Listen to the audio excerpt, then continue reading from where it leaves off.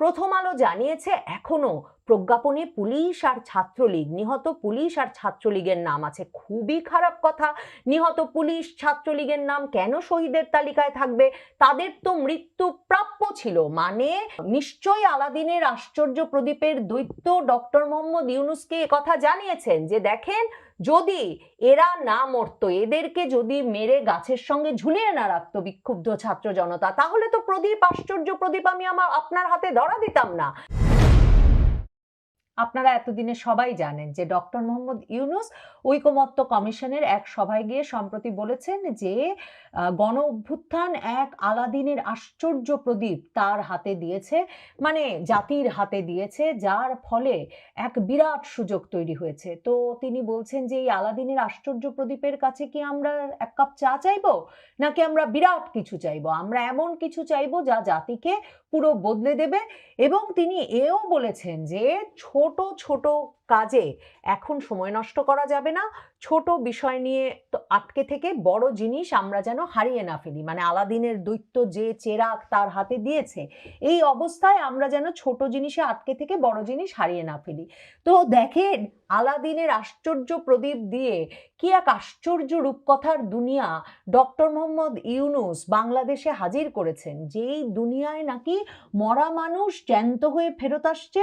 আবার এমন ঘটনাও ঘটছে যে একদলকে শহীদ বলা হচ্ছে, কিন্তু এখন জানা যাচ্ছে তারা কেউ সাপে কেটে, বিদ্যুতের তারে লেগে, খুনোখুনিতে, জমি জমা নিয়ে বিরোধে, কেউ বা হার্ট অ্যাটাকে বাড়িতে বসে মরে গেছেন। কিন্তু এরা সবাই নাকি জুলাই আগস্ট মাসে 2024-এ পুলিশের গুলিতে বা তখনকার ক্ষমতাসীন দলের নেতাকর্মীদের আক্রমণে নিহত হয়েছিলেন। এই সিদ্ধান্ত নিয়ে একটা 844 জনের তালিকা প্রস্তুত করে ফেলেছে ডক্টর মোহাম্মদ ইউনূস। এখন দেখেন, ডক্টর মোহাম্মদ ইউনূসের তো গণহত্যার বিচার শুরু করে দিতে হবে, কাজেই হাজার হাজার মানুষ হাসিনা মেরে ফেলেছে এই কথা বলে তিনি প্রথম শুরু করেছিলেন বয়ান। তারপর দেখেন এই যে সাপে কাটা, পাগলে ধরা, হার্ট অ্যাটাকে মরা, মারামারিতে মরা, এরকম নানা জনকে, মানে ধরেন 15 দিন পরে বাড়িতে বসে হঠাৎ মরে যাওয়া, এরকম নানা জন, গাছ থেকে পড়ে মরাও আছে এর মধ্যে, এরকম নানা জনের নাম তারা ঢুকিয়েছেন তালিকায়। কিন্তু তালিকাটায় এর পরেও 30শে জুন সর্বশেষ যে সরকারি তালিকা প্রকাশ হয়েছে সেখানেও নাম আনতে পেরেছেন 844 জনের।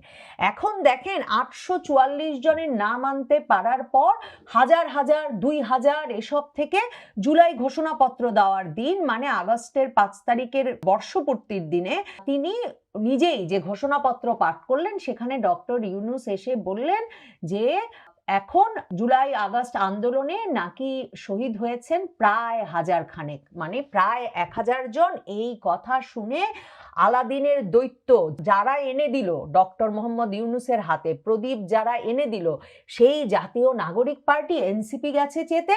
এনসিপি বলেছে মানে প্রায় 1000 কেন বলা হলো শহীদের নাম? হাজার হাজার মারা গেছে। কিন্তু ওইদিকে এই জাতীয় নাগরিক পার্টির বিরাট নেতা সার্জিস আলম আর তারকা খ্যাতি পাওয়া পানি পানি বলতে বলতে শহীদ মুগ্ধ, সেই মুগ্ধর ভাই স্নিগ্ধ, এই দুইজনকেও তো জুলাই ফাউন্ডেশন করে ডক্টর মোহাম্মদ ইউনূস আলাদিনের দৈত্য হাতে দিয়ে শুধু এইটুকু বলেছিলেন, মানে 100 কোটি টাকার আলাদিনের প্রদীপ হাতে দিয়ে বলেছিলেন একটা তালিকা করে দাও বাবারা। কিন্তু দুই গুণধর তরুণ 6 মাসে 100 কোটি টাকা খরচ করে ফেলেছে জুলাই স্মৃতি ফাউন্ডেশনের, কিন্তু তারাও 700 750-র বেশি শহীদের তালিকা করতে পারে নাই।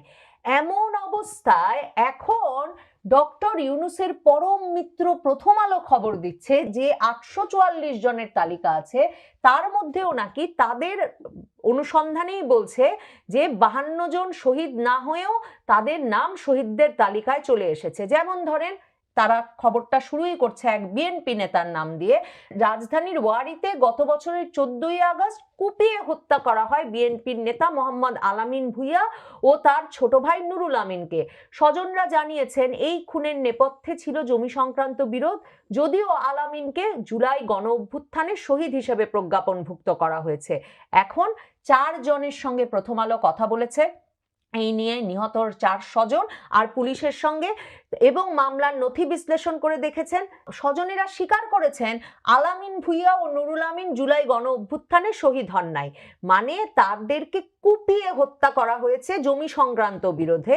কিন্তু আলামিনের বোন প্রথম আলোকে বলেছেন হত্যার ঘটনায় তারা ওয়ারী থানায় মামলা করেছেন, জড়িত আসামিরা আদালতে স্বীকারোক্তিমূলক জবানবন্দিও দিয়ে দিয়েছেন। ওই যে মানে গণহত্যার যে বিচার চলছে আন্তর্জাতিক অপরাধ ট্রাইব্যুনালে, সেখানেও তো রাজসাক্ষী এনে ফেলা হয়েছে। তখনকার পুলিশ প্রধান আইজি সেই আব্দুল্লাহ আল মামুন তিনি তো বলে দিয়েছেন তারা গণহত্যা করেছেন। কাজেই স্বীকারোক্তিমূলক জবানবন্দি পেতে কোনো অসুবিধা হচ্ছে না এখনকার আইন আদালতের। কাজেই জড়িত আসামিরা আদালতে স্বীকারোক্তিমূলক জবানবন্দিও দিয়ে দিয়েছেন। তাহলে শহীদদের তালিকায় নাম কিভাবে উঠলো জানতে চাইলে তিনি বলেন এ নিয়ে আর কথা বলবেন না। আসলে বলবেন কেন? কারণ দেখেন, বলার তো কোনো দরকার নাই, কারণ এক একজন শহীদ 30 লাখ টাকা করে পাবেন এককালীন। জুলাই শহীদ স্মৃতি ফাউন্ডেশনে যেরকম 100 কোটি টাকা খরচ করে ফেলেছেন হতাহতদের জন্য ওই 2 গুণধর তরুণ সার্জিস আলম আর মুগ্ধর ভাই স্নিগ্ধ, কিন্তু আহতরা এখনো বলছেন তারা চিকিৎসার জন্য টাকা পান নাই, তাদের নাম তালিকায় ওঠেন নাই। শহীদ পরিবারের অনেকে বলছেন তাদের নাম তালিকায় ওঠে নাই, তারা কোনো সহায়তা পান নাই। সরকারও কি করেছে, 844 জনের যে তালিকা করেছে 30 লক্ষ টাকা এককালীন দিয়ে দিয়েছে আর মাসে মাসে 20,000 টাকা যাচ্ছে। তাহলে এত বড় লাভের ব্যবসা থেকে কেউ কি নিজেদের সরিয়ে নেবেন?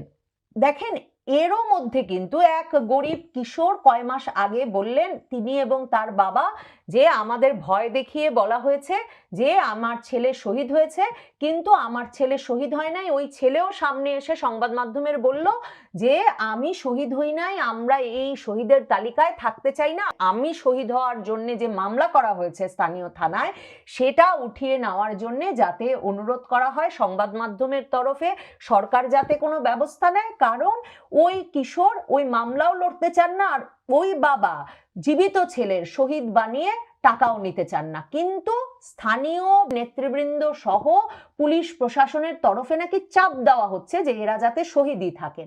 আপনি ভাবেন কত বড় প্রতারণা শুরু হয়েছে এই আলাদিনের আশ্চর্য প্রদীপের দেশে। এখন এই প্রথম আলোর খবরটা বিশ্লেষণ করলে আরেকটা যেটা সবচেয়ে গুরুত্বপূর্ণ মানে বিষয় হিসেবে আপনাদের সামনে ধরা দেবে, দেখেন একটা বৈষম্য করা হয়েছে, বিরাট বৈষম্য, মানে বৈষম্য বিরোধী আন্দোলন থেকে এই বৈষম্য মানা যায় না। দেখেন, যশোরের জাবির ইন্টারন্যাশনাল হোটেলে কিন্তু 5ই আগস্টের পর আগুন দেওয়া হয়েছিল, কারণ ওই হোটেলের মালিক আওয়ামী লীগ নেতা সাবেক এমপি, কাজেই আগুন তো দিতেই হবে। আগুন দিয়ে দেওয়া হয়েছে, 24 জন নিহত হয়েছিলেন ওই ঘটনায়। ওই ঘটনায় নিহতদের নাম শহীদের তালিকায় অন্তর্ভুক্ত করা হয়েছে। এখন আমার প্রশ্ন, ওই ঘটনায় নিহতদের নাম, মানে আপনি আরেকজনের প্রপার্টিতে আগুন দিতে গেছেন, ওই ঘটনায় নিহতদের নাম যদি শহীদের তালিকায় অন্তর্ভুক্ত করার পর সেটা গ্রহণযোগ্য হয়, তাহলে গাজী টায়ার্সে দেখেন 68 ঘন্টা না কত ঘন্টা ধরে 3 দিন 4 দিন ধরে আগুন জ্বললো। গাজী টায়ার্স গাজী পাইপের কারখানায় নারায়ণগঞ্জের রূপগঞ্জে যখন আগুন দেওয়া হলো 27 তারিখের দিকে আগস্টের, তো সেই আগুনের ঘটনায় কিন্তু 200 জন লুটপাটকারী নিহত হয়ে গেলেন। তাহলে সেই 200 জনের নাম এখন যদি সরকার শহীদের তালিকায় অন্তর্ভুক্ত করে, তাহলেই কিন্তু অন্তত ওই যে প্রায় 1000 জন নিহত হয়েছে এই হিসাবটা সরকার মেলাতে চাচ্ছে। সেখানেও তো গ্যাপ আছে, এখনো 844 জন আছে, এখন আবার প্রথম আলো 52 জন কেড়ে নিচ্ছে, মাঝখানে তো বিভিন্ন জন শহীদ হয়েছিলেন তারা কবর থেকে উঠে